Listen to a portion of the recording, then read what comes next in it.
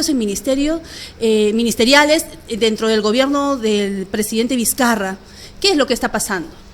Bueno, creo que la causa que se aparece como visible es estas entrevistas informales que es muy prematuro calificarlas como delictivas, pero también sería incorrecto absolver que habría algún tipo de responsabilidad. Lo correcto creo que corresponde es establecer una investigación en torno a ese hecho, y efectivamente creo que lo que hemos visto en estos días es el fin de una lectura que se quiso instalar durante todo este tiempo hasta cuando se cayó el anterior Congreso, en el que había unos hombres que eran enteramente buenos y otros enteramente malos. Creo que ahora más bien en la ciudadanía está quedando la impresión de que esta crisis está generando dudas, una investigación que tiene que alcanzar a todos, ¿no? Porque acá no porque yo esté en el gobierno soy bueno y yo porque está en el Congreso soy malo.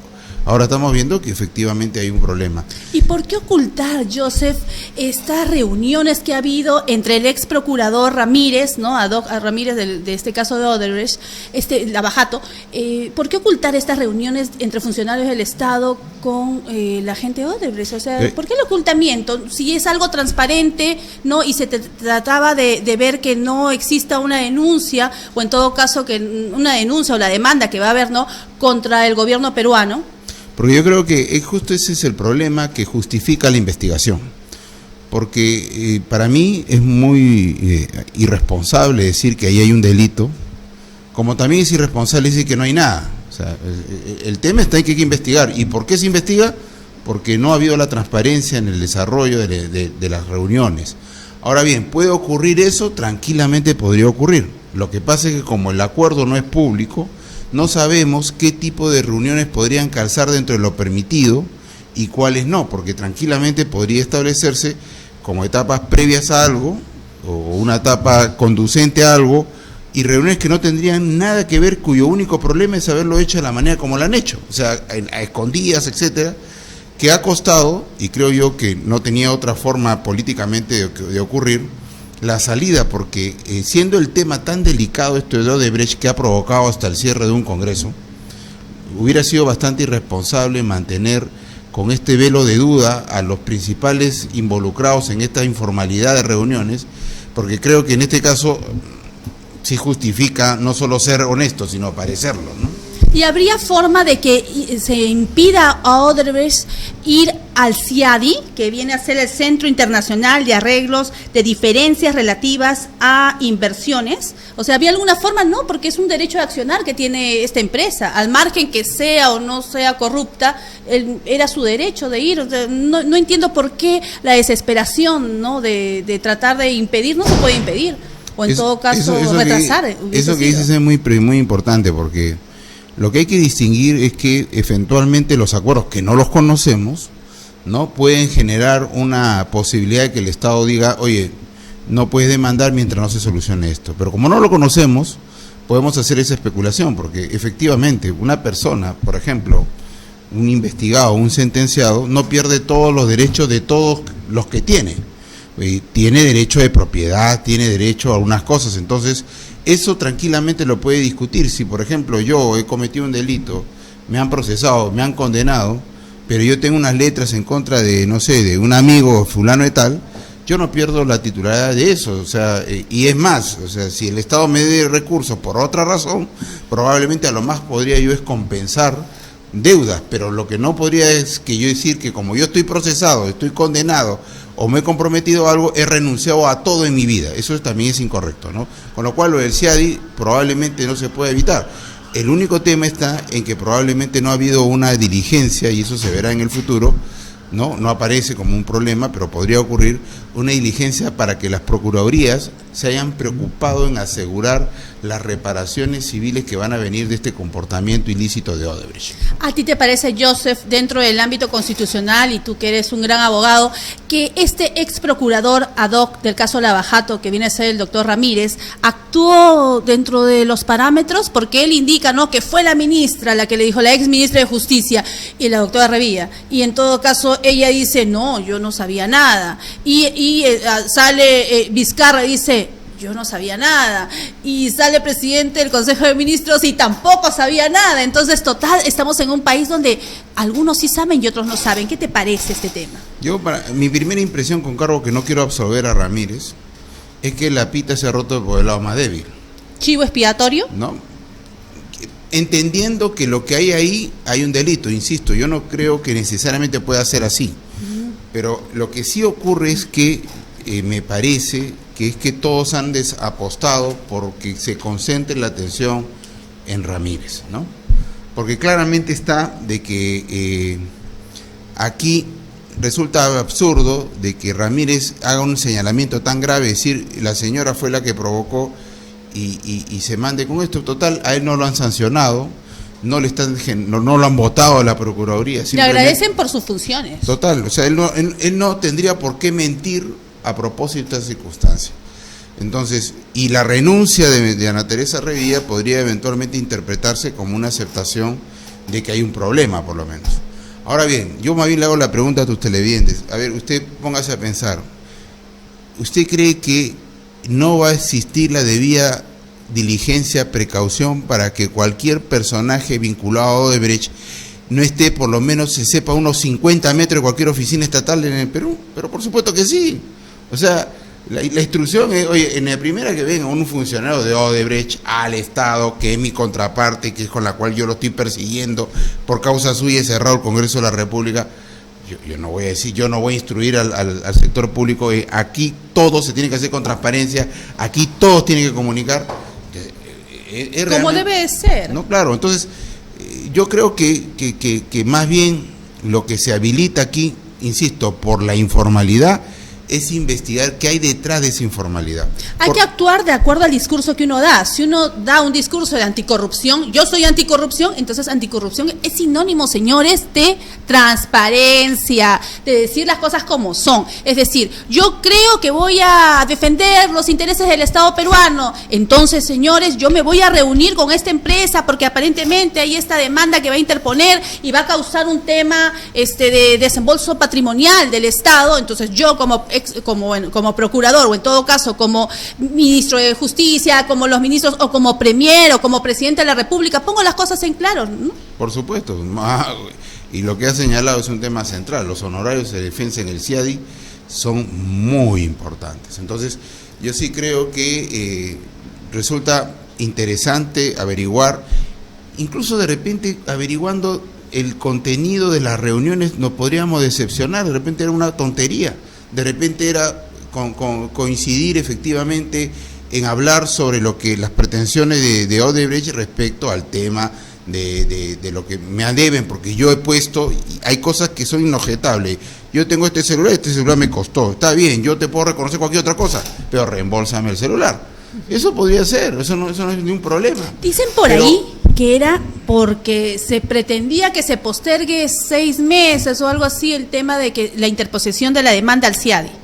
Eso es lo que por ahí se ha filtrado, pero es un tema de manejo, lo sabemos los abogados. Lo que sí es objetivo es que los ministros no pueden provocar de manera informal reuniones de este tipo con Odebrecht. O sea, miren, hace 15 años, 10 años, hablar de Odebrecht era un lujo, eventualmente, creo que los abogados teníamos hasta la intención de ser sus asesores, pero resulta siendo que hoy, a la luz de la nueva realidad, creo que todo aquello que se vinculara a Odebrecht, a OAS, a todas estas mega investigaciones tenían que haber pasado por el filtro no solo de la seguridad, sino de la transparencia, para efecto de que todos los peruanos conociéramos, y por último, ¿no?, dejar un registro para efecto del futuro de que se diga yo me reuní para esto, y no especular, que es lo que está pasando en este momento. Y no todos los que se puedan haber reunido con Odebrecht han tenido un tema ilícito, una tratativa ilícita en contra del gobierno. O sea, tampoco no podemos, habrá gente que ha realizado algún tipo de contrato en forma honesta y transparente. Y yo soy, perdóname, sí, ¿cómo no? Yo soy de los que incluso cree que ha habido una indebida satanización de las platas que ha dado Odebrecht a título de aporte. El aporte no es sinónimo de corrupción, salvo que se demuestre que yo di un aporte a cambio de un futuro favor. Pero aporte se da siempre en la política, y lo que está pasando ahora en el futuro, vas a darte cuenta, es que con la satanización de los aportes ya nadie lo va a querer dar. con lo cual la política se va a elitizar. Ese es el problema. Y ocultar los aportes, que es lo que también, ¿no? Claro, y el ocultamiento de los aportes tiene otro problema, que no es lavado de activos, es que si tienes un límite ridículo en la ley, de que solamente te pueden aportar hasta determinado monto enano y las campañas cuestan así, entonces resulta siendo claro que hay gente que tiene que sacarle la vuelta a ese límite ridículo. Entonces, ese es un punto central, ¿no? Okay. Joseph, ¿y qué te parece la medida de prisión preventiva, 24 meses de prisión preventiva dictada por la doctora María Álvarez Camacho contra el ex burgomaestre Luis Castañeda? Yo soy de los que no creen en la prisión preventiva como primera medida. Yo soy de los que creen que las prisiones preventivas deben dictarse de manera excepcional y cuando además existe el precedente vinculante, el precedente judicial establecido por la Corte Suprema, que de observancia obligatoria, ¿no?, para efectos de que lo que te lleve a la prisión no es lo que tú creas que puede hacer, sino que existan elementos concretos de que pudieras tú hacer alguna cosa que perturbe la justicia, que sea un peligro procesal en líneas generales, ¿no? Y no solamente sustentar una prisión preventiva en elemento de convicción, porque pudiera ocurrir 98% de elemento de convicción, y si los tienes, senténcialo. Lo que no puede ocurrir es que con 98% de que convicción de que haya así, yo lo meta a prisión preventiva a una persona a 2 años o a 3 años, como se ha visto en unos casos. O sea, le está dando 3 años de plazo al Ministerio Público para una tarea que debería hacer lo más pronto posible, y por último que lo sentencie. La jueza aduce obstaculización de la justicia y además manifiesta sobre el tema de su salud, porque él también ha presentado sus certificados médicos, indica no presenta gravedad. ¿Esto va contra los derechos constitucionales del ex burgomaestre Castañeda? Por eso digo, cuando el juez que dicta una medida cautelar, no es el mismo que sentencia, ¿ok? Por el modelo acusatorio, el juez, como caso del absolutamente engrandecido Carguancho, que la gente pensó que había hecho justicia en el Perú, él mete preso por tiempos, o sea, hasta que se determine la culpabilidad. Claro, o sea, él hace prisiones temporales, ¿no? Entonces no es que defina la justicia, sino pone prisiones temporales. Entonces, este juez está obligado a dar una medida cautelar pensando en el peligro real que puede representar que este señor esté en libertad, ¿ya? Que es diferente a lo que hace el juez que sentencia. El juez que sentencia ve todo lo que hizo. El juez que dicta una medida cautelar ve todo lo que puede hacer el procesado si está en libertad. Entonces, este problema que estamos viendo en este momento pasa porque yo creo que los jueces no tienen una lectura principialista de libertades y de derechos, y simplemente entienden el primer argumento del Ministerio Público, probablemente le dé miedo a algunos, no creo que sea, no me refiero estrictamente a este caso, ¿no? Pero le dé, no sé, no querer estar por debajo de Carguancho, querer estar debajo o sea, no caer bien en la opinión pública. ¿Es una competencia, crees, que existe entre los jueces de repente? Por ahí pareciera, porque al final de cuentas... ¿Quién es más carcelero? Porque de alguna manera el poder siempre genera un desgaste en la popularidad. Siempre, los funcionarios públicos normalmente de un país de una cultura litigiosa tan intensa como el Perú, ¿no? Normalmente sale denunciado, sale señalado, y la irresponsabilidad ciudadana de no hacer las cosas como debe, de no elegir bien, de no ser un ciudadano que va en el tráfico diario bien, que bota la basura en la calle, todas esas irresponsabilidades ciudadanas las lleva al funcionario público. Entonces, no es absolutamente raro que los funcionarios, las autoridades, sean impopulares luego de los mandatos. Entonces, si aquí alguien le pregunta, ¿te gustaría que esté preso? Y seguramente le va a tocar en su momento al propio Vizcarra, que esté preso Llanta, García, Toledo, todo, seguro va a tener popularidad. Pero no se trata de un juego de popularidad a la justicia. La justicia está gobernada por la Constitución, y la Constitución establece que tú debes meter preso preventivamente solo si es absolutamente necesario, no porque esté bien desarrollado el argumento. Pues si el señor dice que está enfermo, demuestra que está enfermo, no que el certificado médico es de hace 6 meses. Okay, o sea, que en 6 meses le va a dejar de dar la diabetes, le va a dejar la hiperglucemia, le va a dar la hipertensión, le va a dejar de eso. Si son enfermedades crónicas, Eso me llama la atención de lo poquito que he leído. Son medidas populistas. Yo creo que estamos pasando por una triste historia que yo creo que mucha gente lo justifica porque como hemos venido también con un país muy venal, muy corrupto, la gente entiende una lectura autoritaria y es más, la elección ahorita congresal refleja eso. Las lecturas autoritarias del poder y de los derechos es más en este nuevo Congreso. En este nuevo Congreso tenemos, Fuerza Popular, Podemos Perú, a su estilo, autoritario, con un discurso entre comillas fuerte. Tenemos al FREPAP, que también tiene un discurso autoritario, de desigualdad.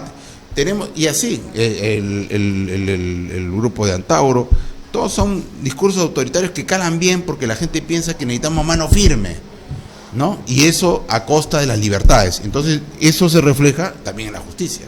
Hablamos de Antauro, nos salimos un poco del tema, pero él dice que va a llevar a pena de muerte a todos los políticos corruptos, en todo caso. Bueno, es que le funciona como discurso electoral, pero nosotros tendríamos que salir del Pacto de San José para poder comenzar a hacer ese tema para comenzar. Segundo, está claro que el problema de la corrupción no es un problema de los últimos 20 años. Quirós escribió un libro sobre la historia de la corrupción, que este es un problema mucho más grande, colonial, ¿no? Sí, colonial. Entonces, el tema es cómo mejoramos condiciones ciudadanas para ser mejor ciudadano, porque en esta circunstancia, de repente el próximo fusilado es el propio Antauro. ¿Por qué? Porque el problema no se trata de tener más fuerza o menos fuerza, sino ser más ciudadano, ser más responsable, más transparente, ser una persona que conviva con las reglas y los límites que impone la Constitución y no creyéndose que lo popular es sinónimo de lo correcto. Lo popular a veces es incorrecto y ese es un tema que hay que tener muy claro, ¿no? El sentir del pueblo es que no se siente representado por sus autoridades, por su presidente. Hoy en día, imagínense lo que está haciendo. Pero perdóname, ese pueblo los puso a ellos. Ese pueblo es irresponsable también, hay que tenerlo clarísimo. Es parte de su responsabilidad, ¿no? Pero entendamos pues que muchos de ellos, es que lo que pasa es que muchos gobiernos mantienen al pueblo en ignorancia. Es decir, no les das una buena educación, entonces ¿cómo pueden saber ellos? ¿Cómo se desarrolla ese campesino, esa persona de a pie, esa persona que no le llega todavía la luz eléctrica, no tiene agua? Entonces la persona se siente desamparada porque papá gobierno no lo atiende.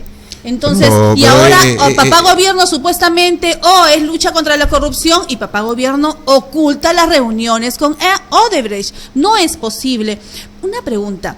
Fuera de esta salida de emergencia, salida abrupta de estos 4 ministros, ¿qué otra alternativa hubiese tenido Vizcarra? En todo caso, ¿tú crees, Joseph, que él debería haber hecho una conferencia de prensa y decir las cosas son transparentes, no pasa nada, en vez de cortarle la cabeza conjuntamente con su premier a 4 ministros? Porque prácticamente puede ocurrir 2 escenarios. Uno, porque no podía hacerlo, de repente no le salía claro, porque probablemente quien sepa, esa es la lectura más mala.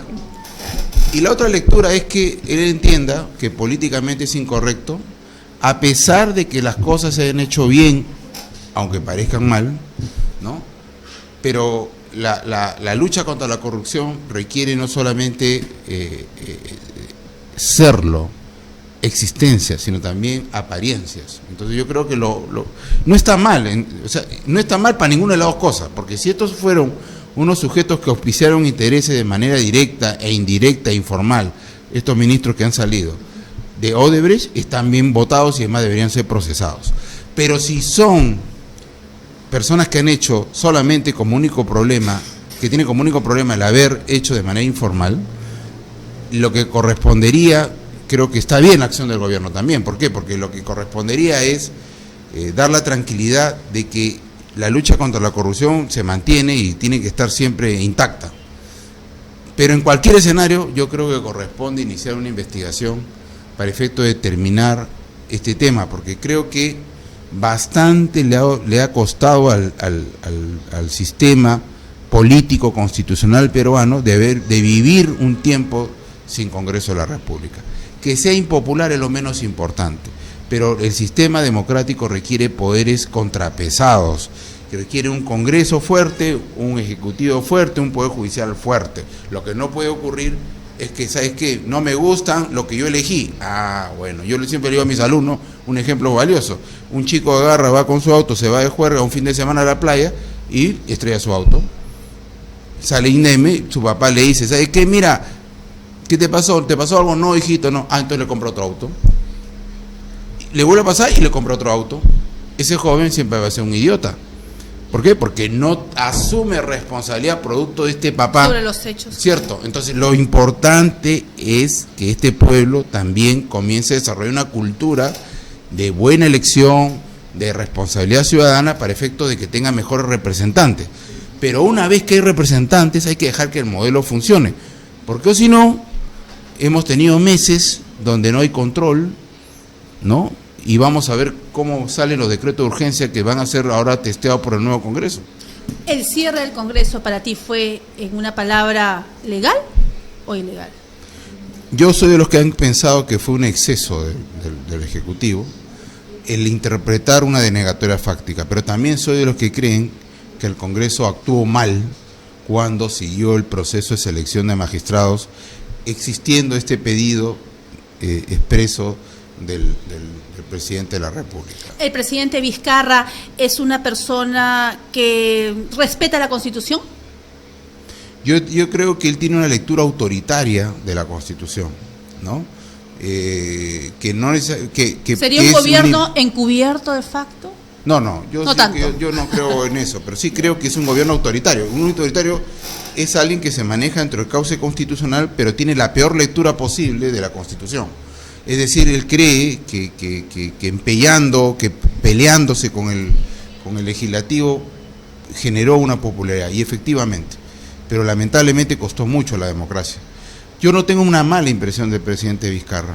A mí me parece que, y debo creerlo, porque soy una persona que me cultivo en presunción de inocencia, etcétera, creo que lo ha querido hacerlo de la mejor intención, pero lo gobierna o lo asesoran, ¿no? Lecturas autoritarias que se están expresando en este momento, porque nadie ha entendido lo que ha querido decir en su conferencia de prensa, supuestamente explicativa de lo que ha dado.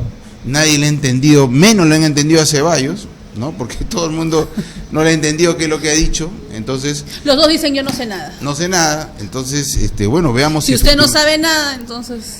Y si no sabes nada, insisto, si en tus oficinas, porque la oficina del presidente de la República es hasta la última oficina que existe en el país pública. Y si se están metiéndose en tu oficina los representantes de la empresa, que es la más cuestionada, la que le ha creado una crisis institucional, política al país, entonces tu responsabilidad ya no es por comisión, sino por omisión, ¿no? Y ahí también estás generando una responsabilidad. Recordemos que los funcionarios públicos, muchos de ellos son de confianza, como dices tú. Entonces, tú eres el presidente, sí, tú dirás, no, pero en todo caso, ¿cómo voy a estar hasta el último rincón del país? Joseph, está bien, pero lo que dice el doctor Campos tiene razón. Es decir, el presidente tiene su gente de confianza y por ello él debe saber qué temas están tocando y qué temas no. Y para culminar, Joseph, muchas gracias por tu presencia, pero antes de culminar quiero preguntarte, ¿cómo ves el panorama político? ¿Amparado de la Constitución? ¿No amparado de la Constitución? ¿Cómo lo ves? ¿Vamos a salir de estas crisis? Yo tengo una lectura que se ha impuesto, una lectura autoritaria del poder, preocupante. O sea, para mí, con cargo a que puede ser que, y van a jurar creo con conciencia con la Constitución, algunos van, ya veremos el show que van a provocar la lectura de los, por ejemplo, los santauristas que van directamente a pedir una nueva Constitución, ¿no? Pero en buena cuenta se ha empoderado, ¿no? Bajo diversos modos, una lectura autoritaria de desigualdades. Y eso incluye, insisto, a Perú Podemos, creo yo, ¿no? Que menos mal que tiene una presencia democrática a través de anteriores versiones, con lo cual, ojalá más bien que estos discursos que se están lanzando sobre fuerza, realmente vayan cediendo a la sensatez y no crean que la fuerza es el camino de la democracia. Tolerancia, diálogo, pactos, todo eso forma parte de la democracia. Tenemos a los antauristas, que tienen un discurso político antisistémico, que tienen un mercado, por cierto, pero que tienen una lectura también autoritaria. O sea, esperemos que sepan conducirse dentro del parámetro, porque ellos no están diciendo no constitución, ellos están viniendo la constitución de 1979. El Perú primero, señores, como dice Claro. el doctor Campos. Hay que ver, analizar y siempre cautelar todo lo que tiene que ver con el Estado. Solamente con esto termino. Yo no? sí creo que más bien este escenario político va a encontrar, a diferencia de lo que cree el gobierno, una resistencia. ¿En qué sentido? Yo creo que la agenda que tiene el gobierno, que supuestamente va a ser la instalada en este nuevo Congreso, no va a ser la agenda del Congreso. Este Congreso tan fraccionado puede tener una agenda completamente diferente o no tener agenda, porque precisamente no hay vasos comunicantes, porque todos han entrado en un discurso distinto, donde no comprenden la política como diálogo, como conversación, como pacto, y eso yo creo que vamos a encontrar una nueva mini crisis en el futuro respecto a este tema, y creo que lo más lo va a lamentar es precisamente el propio presidente Vizcarra, porque le puso mucha fe, cambiando y prohibiendo. Yo creo que lo que debería venir en el futuro de una reforma política sensata son dos temas: bicameralidad, y dos, volver a la reelección de congresistas. No se ha entendido nunca el sentido de por qué en todos los países desarrollados del mundo los congresistas son los únicos que se pueden reelegir. Son representantes políticos. Acá la gente ha pensado el congresista con el nombre fulano de tal. No, yo no quiero. Entonces, esa pasión les ha enceguecido. La política es sedimentación, experiencia. Es como un representante político puede volver a tener la aceptación de sus representados. Efectivamente, Joseph. Muchísimas gracias por tenerte acá. Ya próximamente estaremos nuevamente reunidos. Fue el doctor Joseph Campos, un gran constitucionalista, y dentro de un momento vamos a tener la entrevista con Juan Mesa Miranda, que viene a ser el presidente del Comité de Lucha por el Desarrollo de la Provincia de Concepción, sobre las irregularidades que se están suscitando en el Instituto Regional de Enfermedades Neoplásicas. Y luego, más tarde, para culminar, una entrevista con la doctora Liliana Humala y las próximas elecciones del Colegio de Abogados de Lima. ¿Se llevarán a cabo o no? Eso lo vamos a analizar. Vamos a comerciales en este instante.